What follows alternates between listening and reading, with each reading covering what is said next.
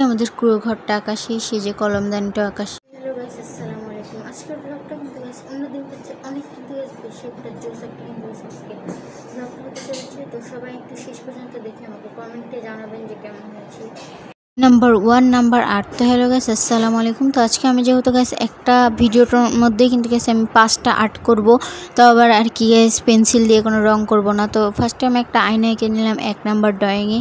তো গাইস দেন দেখতে তো পাচ্ছেন অনেক সুন্দরভাবে একটা আয়না আঁকা শেষ। তো নাম্বার 2। তো গাইস দেন দেখতে তো পারতেছেন আমি এখানে নাম্বার 2 একটা সুন্দরভাবে কিন্তু গাইস একটা ফুল এঁকে নিলাম। তো আমি এখানে পেন্সিল দিয়ে সবগুলোকে আঁকবো।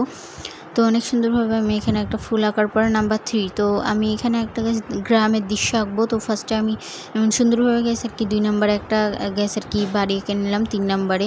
তো যাই হোক তারপরে আমি এখানে সুন্দরভাবে একটা গ্রামের দৃশ্য এঁকে নিলাম। তো দেখতে তো পারতেছেন বেশ ভালো লাগলো আমার কাছে এই গ্রামের দৃশ্যটা।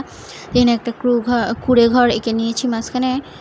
তারপরে হচ্ছে গিয়ে দেখেন তারপরে আমি এখানে গাছ এঁকে নিয়েছি। এখানে একটা পুকুর এঁকে নিলাম, আর ওই যে উপরে একটা সূর্য এঁকে নিলেই রেডি হয়ে যাবে আমাদের নাম্বার 3 আর্ট।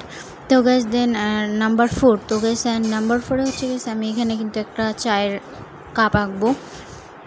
এখানে সুন্দরভাবে আমি এখানে চায়ের কাপ ও ফ্রিজ দুইটাকে এঁকে নিলাম। তো নাম্বার 5। তো আমি এখানে একটা সুন্দর একটা কিন্তু গেছে একটা কলমদানি আঁকবো। তো আমি এটাকেও কিন্তু সুন্দরভাবে এঁকে নিচ্ছি। তো এরকম আঁকা দেখে আপনারাও আঁকতে পারেন বাসায়। তো এই ছিল আজকের ব্লগ। তো কেমন লাগলো অবশ্যই একটু কমেন্ট করে জানাবেন। তো এইভাবেই কিন্তু গেছে আমি আবারও সামনের সপ্তাহে ইনশাল্লাহ আবারও একটা চ্যালেঞ্জ নেব। দেন এই ছিল আজকের ব্লগ। তো টাটা বাই বাই, দেখা হচ্ছে নেক্সট কোনো ব্লগে। আর কেমন হয়েছে অবশ্যই কিন্তু গাইস কমেন্ট করে জানাবেন। আর আমার এই চ্যানেল আর এই ব্লগটা আপনারা কেউ যদি আমার মানে ইউটিউব চ্যানেল থেকে দেখে থাকেন তাহলে অবশ্যই সাবস্ক্রাইব করবেন। আর ফেসবুক পেজ থেকে দেখে থাকলে অবশ্যই আমাকে ফলো করার পাশে থাকবেন। তো টাটা।